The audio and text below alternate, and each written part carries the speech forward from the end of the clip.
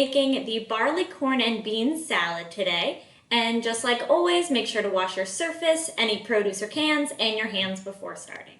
So with this recipe, it's really a basic grain salad. You can replace any of the vegetables, any of the grains, and even the acid, which we're using lemon juice. You could replace that with lime juice or any vinegar that you like, and make a whole different grain salad. So I couldn't find any barley, so I have quinoa here. And you can use any other whole grain that you like. You could do whole grain pasta, you could do brown rice. If you found the barley, you can use the barley. Just a tip, if you're using quinoa, unlike other grains, you still do the 1 cup of grain to 2 cups of water when cooking, but you don't stir the quinoa when making it. You just let it come to a boil, then turn it down to a simmer and leave it. You don't stir it at any point. It can actually get it kind of mealy and mushy. Versus other grains, you actually can stir them throughout the process. But with quinoa, we don't do that. And so I have the other ingredients. I have the beans. I have dark red kidney beans, and I made sure to get the low sodium ones, but I still also rinse them. I put them in a colander and rinse them. We also have here some red pepper. You can use any color pepper you like. I have some corn here. And I use fresh corn, but you can use frozen or canned, whichever you prefer or have available.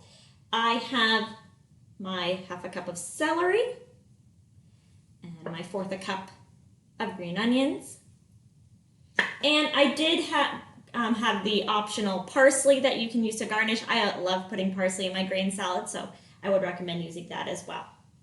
The recipe called for garlic, and I actually chose to do the garlic powder instead of the whole garlic, because with something where you're eating it raw and you're taking big bites, I find the garlic powder blends a little bit better and you don't get a big piece of garlic when you're eating it.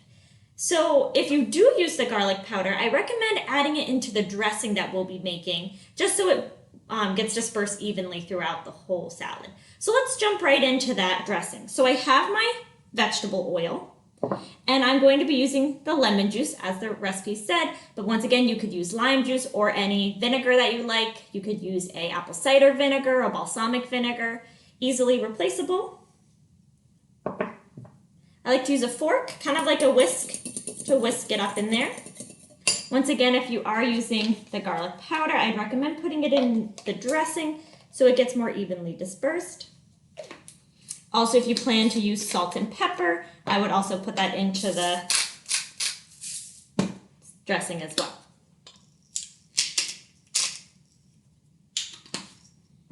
And once again, kind of whisk that up. Make sure that garlic doesn't chunk. And this dressing can be used on regular salads. It doesn't have to be just for grain salads. This is my go-to salad dressing whenever I'm making anything that needs a dressing. And that's it, nice and easy. So now we can move on to the salad.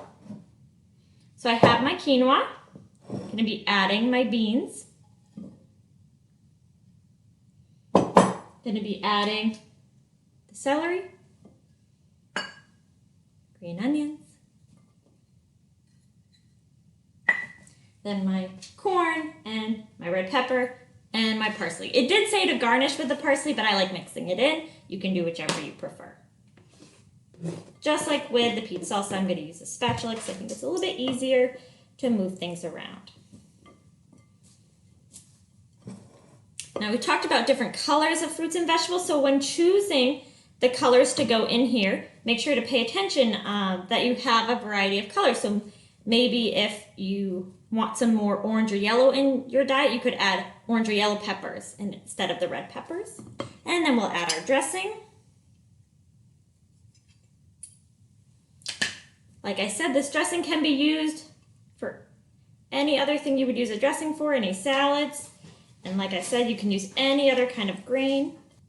And that's it. We have our beautiful grain salad here. Once again, you can use any grain. And I have the beans, which provide protein, and the corn that the recipe called for. There you go. Enjoy.